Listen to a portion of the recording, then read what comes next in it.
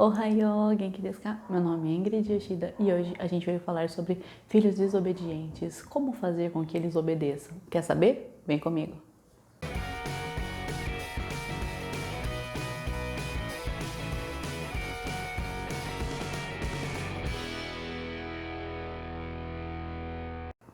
Primeiramente, eu diria que o ponto mais importante de todo relacionamento entre pais e filhos ou em relacionamento em qualquer tipo de nível seria o diálogo. O diálogo ele é muito importante para que a gente possa expor o que a gente está pensando, né? E a outra pessoa também pontuar algo que ela acha, que ela sente. Então, isso é muito importante. Desde quando a criança nasce, a gente já começa a conversar com ela e desde bebezinha a gente tem que ir mostrando para ela qual que é o caminho correto a ser seguido. Então, o melhor caminho para expor isso é o diálogo, né? Então, se o seu filho, independente da idade, está fazendo alguma coisa, alguma rebeldia, né? Se está desobedecendo, é importante a gente perguntar para ele o que está acontecendo, sentar e falar assim, olha, eu quero ser sincera, eu quero que você seja sincero para mim, né? Eu não vou ficar brava, né? Mesmo que às vezes a gente se sinta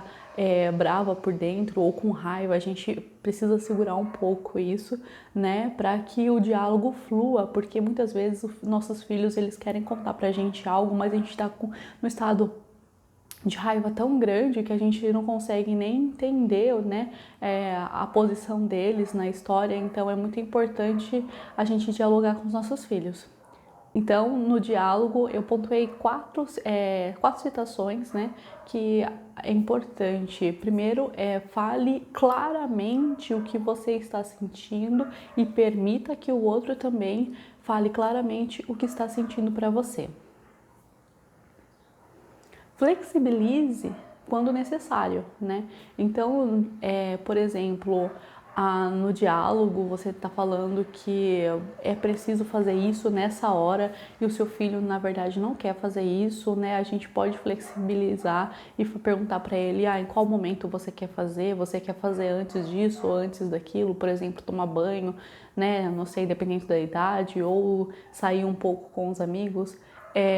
Então aí você já estipula no diálogo o horário de saída, o horário de chegada, perguntar com quem ele vai, né, para onde ele vai, para que se esteja sempre claro, né, para ambas as partes o que vai ser feito e o combinado do que vai ser feito sempre seguir, tanto pelo pai quanto pelo filho, né? Porque a gente às vezes como pais, a gente acha que a gente tem que sempre estar dominando a conversa, sempre dominando a situação e na verdade a gente pode flexibilizar para os nossos filhos também conseguir ter voz nesse diálogo, nessa conversa, nas atitudes, né, que ele quer tomar.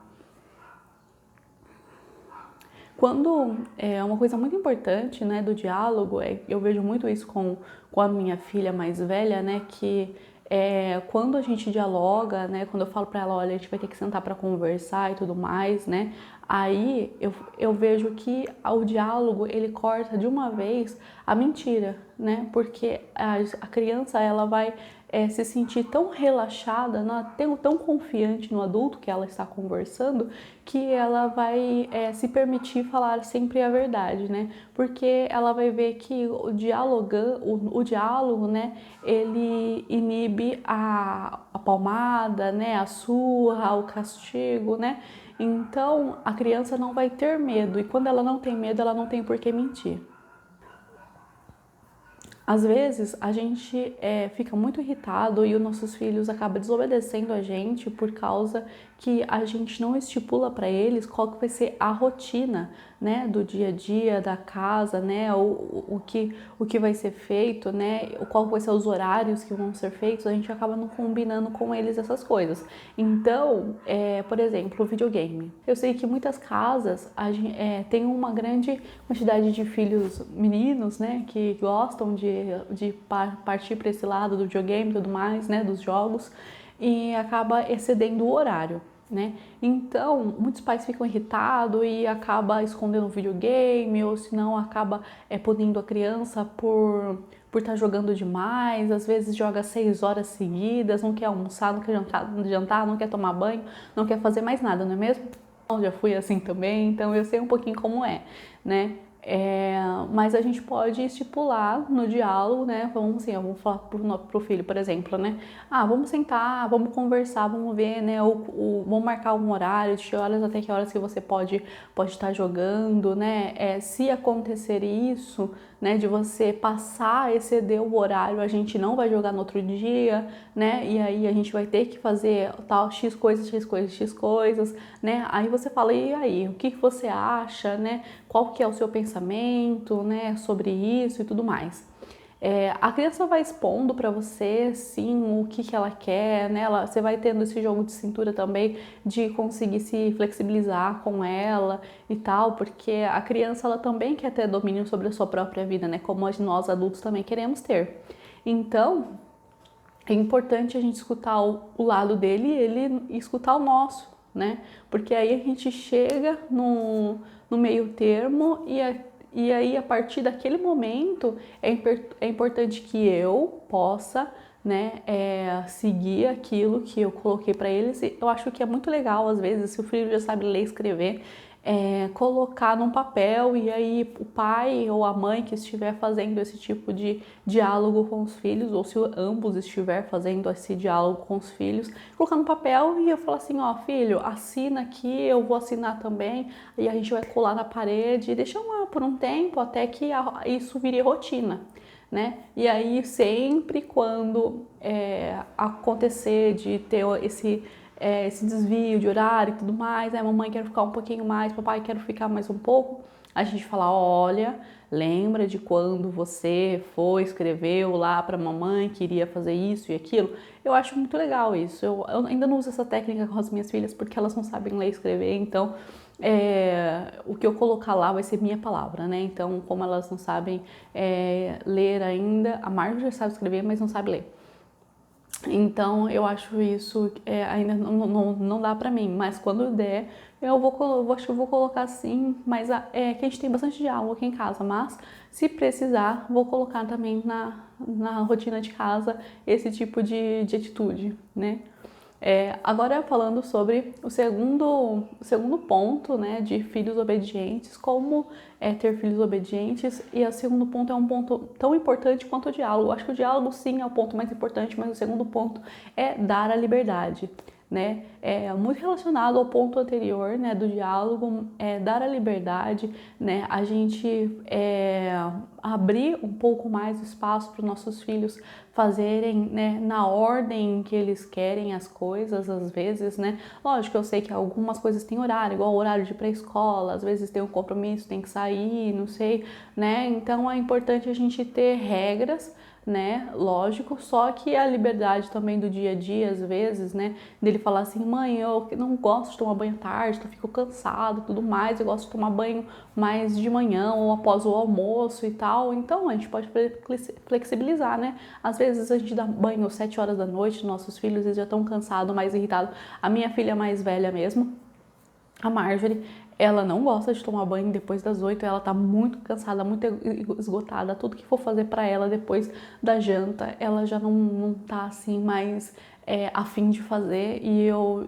entendi isso e a gente sempre tenta colocar o banho dela mais cedo, né, porque senão depois ela fica muito irritada, né, porque como ela não dorme à tarde, então ela passa 12 horas acordada e para ela chegar no final da noite, né, final da tarde ou final da noite para tomar banho ou fazer outras coisas, né, ela já não fica mais afim. Então a gente flexibiliza, coloca um outro horário que a criança consiga se dar bem, né, com o horário, né, ou, às vezes a gente precisa, sei lá, sentar para estudar e tal, né, porque a gente está na pandemia agora, então muitas vezes a gente não é a hora que a gente consegue, a hora que eles querem, né? Então a gente flexibiliza isso também, né? Mas é importante a gente dar essa liberdade para as crianças escolherem também fazer as suas próprias coisas, até porque eu gosto muito de pensar que a liberdade ela traz responsabilidade e a responsabilidade é algo que os nossos filhos leva para a vida adulta, né? Então, criar filhos responsáveis é somente dando liberdade. Terceiro ponto, né, do obedecer é compreender, entender, sair para procurar qual é o temperamento dos nossos filhos, né? O temperamento é aquela coisinha que faz com que um filho se diferencie muito do outro, né? Porque, por exemplo, aqui em casa eu tenho uma filha minha filha mais velha, ela é muito mais né? Ela gosta muito de falar, de bater de frente, de perguntar por quê, né? De ser a primeira e tudo mais. E essa é uma condição muito dos sanguíneos e dos... Corta.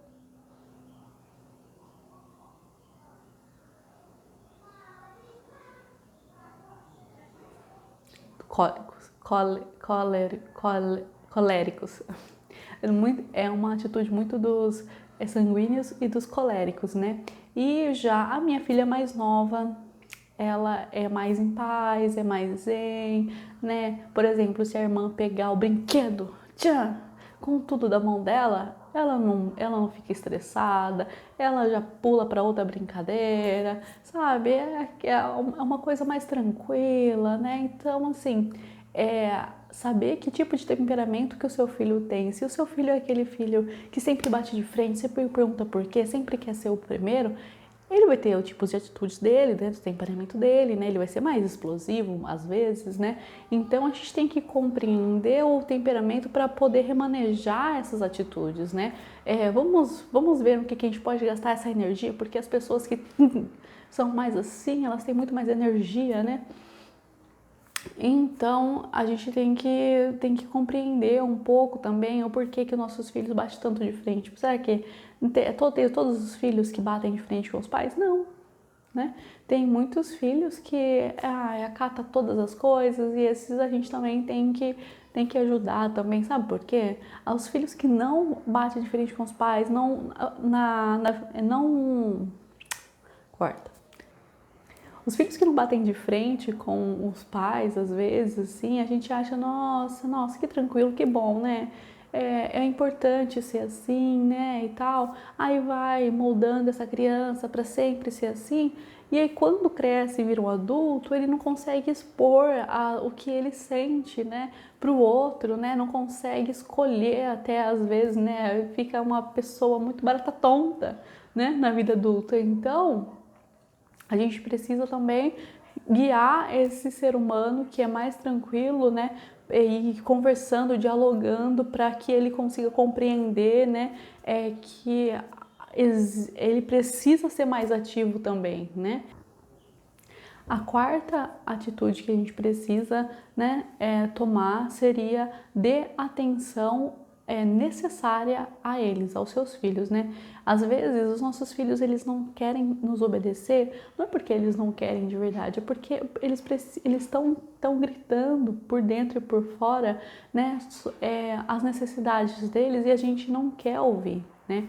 A gente acha que as nossas necessidades elas têm que ser atendidas pelos nossos filhos, né?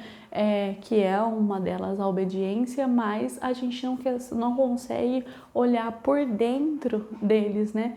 Não consegue ver nas atitudes deles do dia a dia, né? Que eles querem muita atenção nossa, né? E eu acho que isso é muito importante, a gente observar, né, os nossos filhos, qual é a necessidade de cada um, né? Eu tenho duas filhas, eu vejo que a necessidade de cada uma é totalmente diferente, né? A Marjorie gosta muito às vezes, de atenção, né, de estar junto, de brincar junto. A Agatha, ela corre pela casa, ela senta e brinca sozinha, ela pega aqui na sala de atividade as coisas, né, que ela quer brincar e tudo mais. Já a Marjorie gosta muito mais de companhia, né? Ela é muito mais parceira, mais junto, mas não que a Agatha não seja, né? Mas a Marjorie tem essa necessidade muito maior do que a Agatha, né? Então eu sempre tento ter um período do dia em que eu esteja com uma e um período do dia que eu esteja com outra, e depois a gente tem que estar juntos, mas eu acho importante esse olho no olho, né? Que ela pede pra gente, mas não em fala, não em fala, mas em atitude, né? Então a gente saber as necessidades dos nossos filhos é muito importante para que a gente tenha mais tranquilidade na hora de dialogar, né? Porque se eu estou cumprindo como papel de mãe, vendo as necessidades e correspondendo às necessidades, aquela criança, né? Aquele adolescente vai ser muito mais flexível para mim do que se eu ignorar tudo que ele demonstra em atitudes, né, o que ele deseja, como ele deseja que eu trate ele. Tudo bem? E o quinto e último que eu preciso falar mesmo é não bater para poder obedecer, né? Eu sei que é arraigado na nossa sociedade o pensamento de que a gente precisa bater nas nossas crianças para que elas obedeçam, mas isso na verdade é um mito que a gente precisa tirar de vez da nossa sociedade, né? A gente não precisa bater nos nossos filhos para que ele nos obedeça, né? A palmada, ela é muito, é muito antiga, né? Na verdade, eu venho de uma família que tem como base a agressão, né? Vamos dizer assim, porque é uma agressão à vida da criança, né? E eu, como Ingrid, achava que isso era necessário, porque eu vi todas as gerações que passou por mim, né, desde os meus bisavós, né, batendo e tudo mais, né, porque eu convivi com meus bisavós também, então batendo e tudo mais, só que na verdade não é assim, né, para que a gente tenha uma vida saudável, né, que nossos filhos consigam nos compreender, a gente primeiro precisa compreender eles, né? Então, nada justifica bater numa criança, né? A Maria Montessori, eu acho que Maria Montessori que fala que para que a gente encoste numa criança, a gente precisa ser convidada por ela, né? E eu acho isso muito lindo, né?